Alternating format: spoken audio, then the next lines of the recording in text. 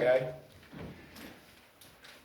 For a moment, if you would, all of you, close your eyes, bow your heads. No, we're not in church. But maybe we will be by the end. Think of a time. Think of a time when you were at your lowest. What does that look like in your mind? Was it helplessness? Was it a feeling of hopelessness? Was it a feeling that you were ready to give up on life and throw in the towel?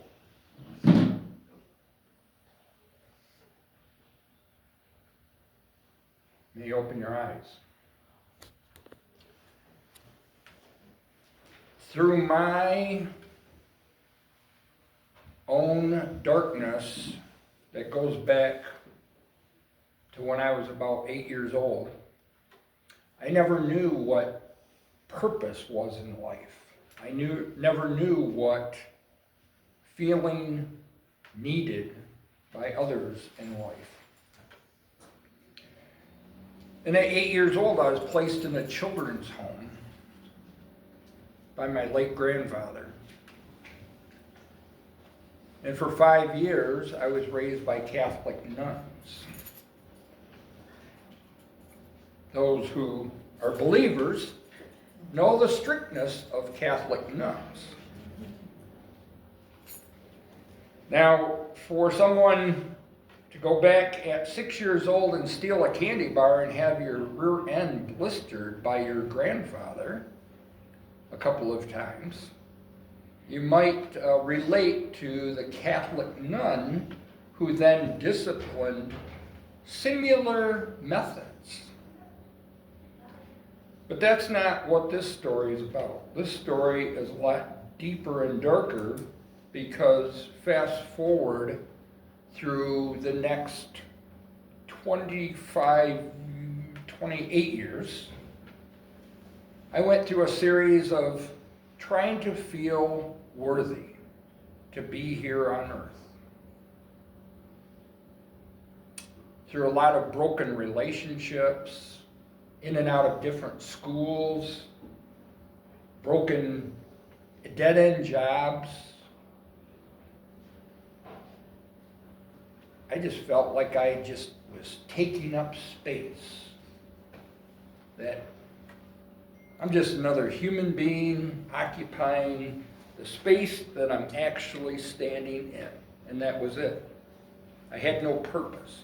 Even when I joined the Navy in 1981 at 18 years old, I thought by escaping my problems, I would actually find purpose, find hope, find a reason that I exist. But even after 3 years of active duty, I still didn't feel it. I returned home November of 1984, took on a job as a cook and a busboy in a restaurant, took on other jobs, worked nearly 100 hours a week to find a reason to fit in to this society. Those that have been in the military know that the military, in some aspect, teaches you how to drink, and drink well.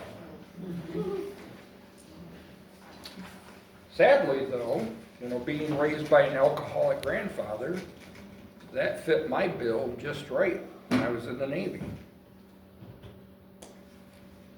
However, I found that August 7th, 1999, I made a decision. I made a decision that could have put me in a position or we wouldn't be having this conversation right now. Because I entered a back, dark bar room, not just with lots of money, but all of my depressive medications, Zoloft. You name the drug, I was prescribed.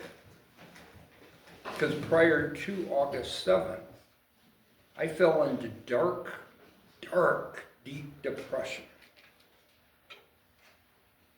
Because I didn't feel worthy that God gave me life on this earth.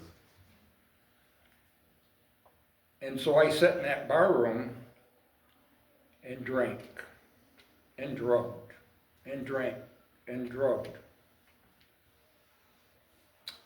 Somehow, my best friend tried to reach me and couldn't.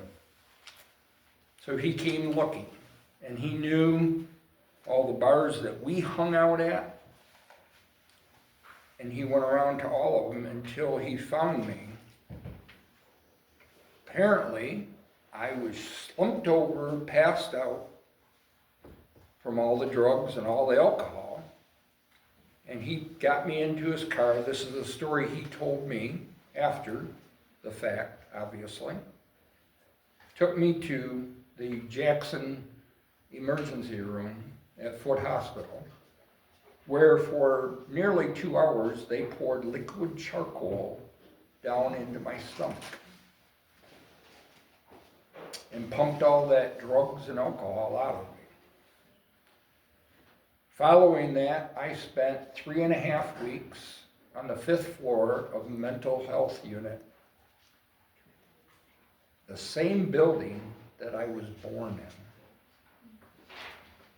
The very same building, January 31st, 1963 at 3:20 a.m., I was born in that very same building, which 36 years later would be my saving grace.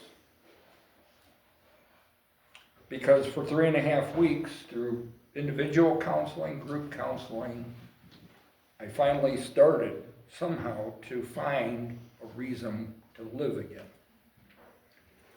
I discharged, went back to normal life, back to trying to get the wheels going on that machine.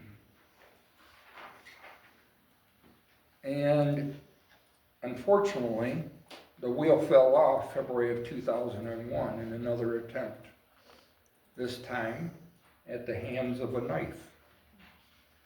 You cannot see it, I keep it covered up, but yes, I needed direction.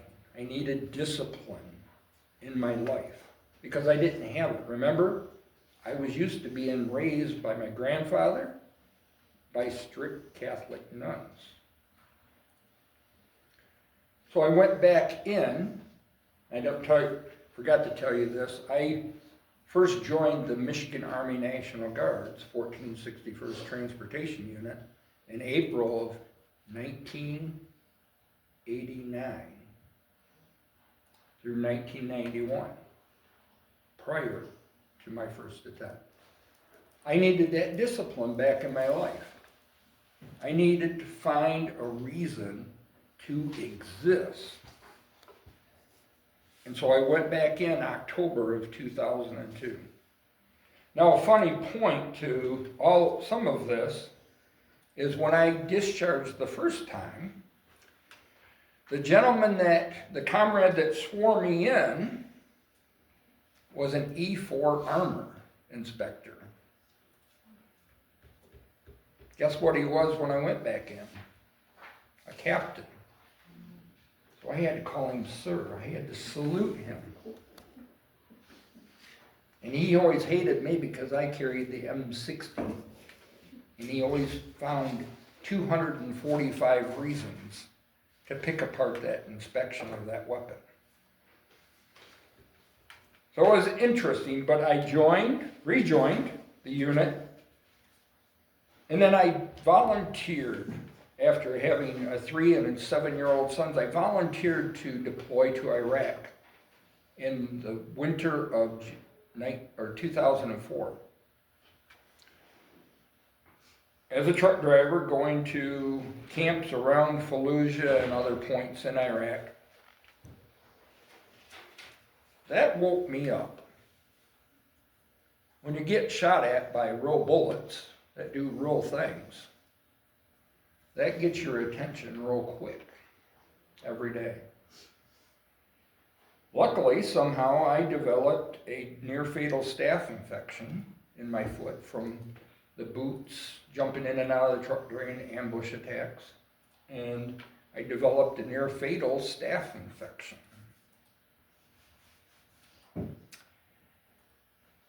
And medically retired November of 2004 to return home to go to Jackson Community College to start school at 42 years old. Yes, a 42-year-old college student. Can you imagine that? All the students, all the 18, 19-year-olds thought I was the professor. I wasn't. I was there to learn just like them.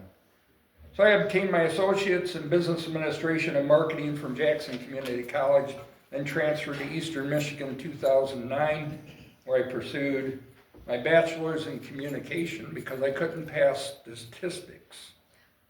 How many have taken business statistics? What the hell is the frickin' standard deviation of H over the small b minus the standard negative HC? Yeah. 10. That's why I transferred over from marketing to communication. Because, by the way, I joined Toastmasters International, a communication leadership organization dedicated to teaching introverts like me how to stand here right now and look you right square in the face without a bunch of ahs and ums and talk. Because that's where I used to be. I used to be that shy little kid that stood and looked down and talked to people. My name is Doug Brinker. I'm here to talk to you today. That's what I was. That's before Toastmasters. My message is this.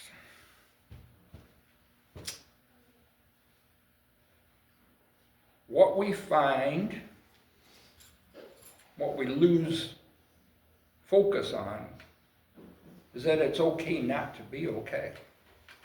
It really is. Every one of us. All of us have a story. All of us have purpose. All of us have a reason to exist. When I started Beacon for Hope, LLC, 2 years ago, where the HOPE stands for helping one person every day. So think of that. It's on my Jeep. Do you know how many conversations I get from people? That is a cool name for a Jeep. What's it mean? And I tell them, and then they will actually break down once I tell them what the HOPE stands for and why it's there. So that is not just a messaging method for my business. It's a message for hope. Many of us are going through a lot lately, and I know that whatever you're going through, that it's okay to ask for help. 988 come about a couple of years or so ago. Do you know Michigan has a 14.6 second answer rate to the 988 crisis line? 14.6 seconds. So what's that mean? We're answering calls faster than 9 other states in the country that have 988. It's important because the 10-digit to a 3-digit, think of it. How frustrated do you get when you call 10 digits and mistakenly hit the wrong button. Now, if you're making some mistakes, you might get a number that you don't want to talk to, if you know what I mean.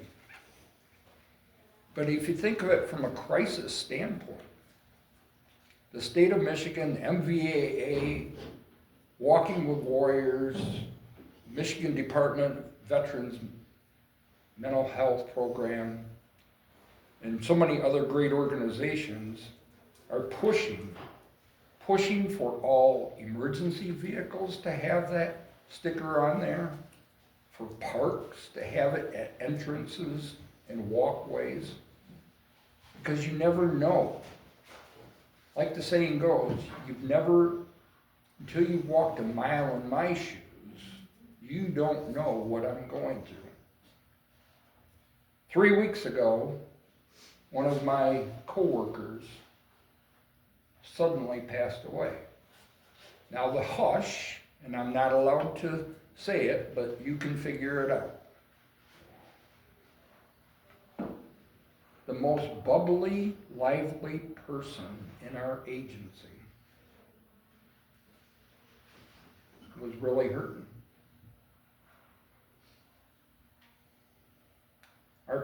One of our past post commanders of this post 4 years ago, after he lost his only son, took his life at the VA parking lot while we were in Phoenix, Arizona at the National Veterans Convention.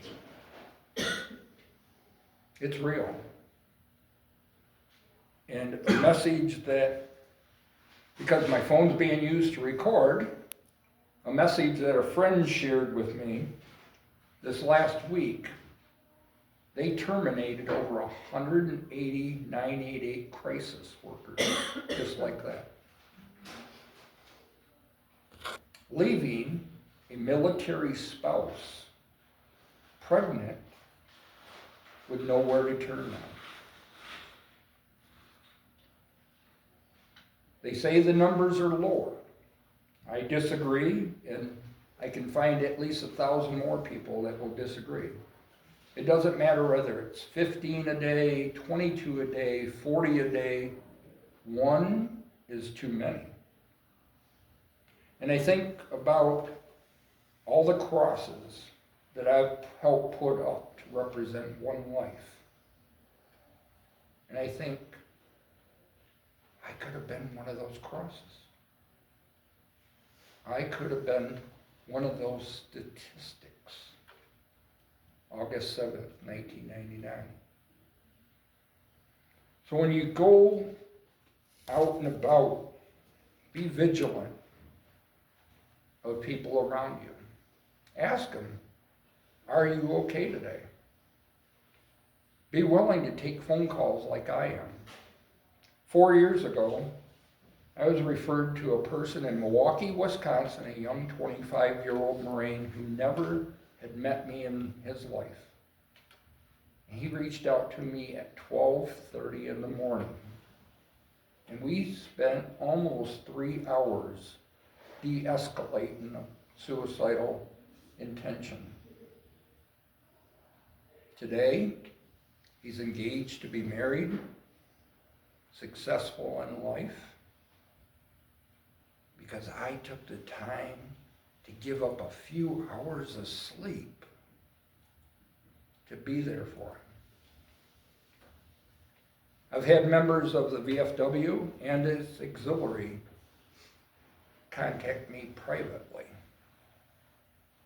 and share their darkest shadows of their life and what they're feeling. That they feel so deeply ruined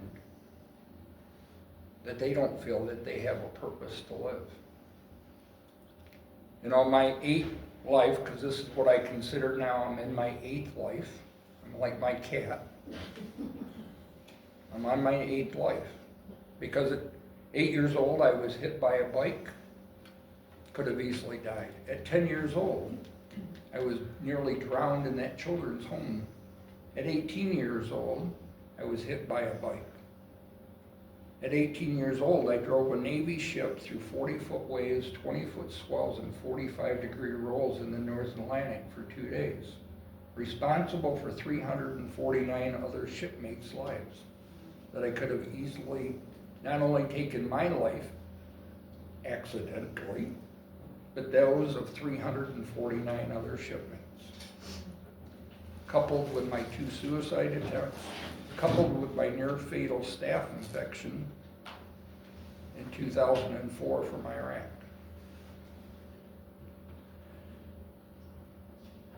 I found purpose. I found purpose when I joined the VFW and became the mental health director.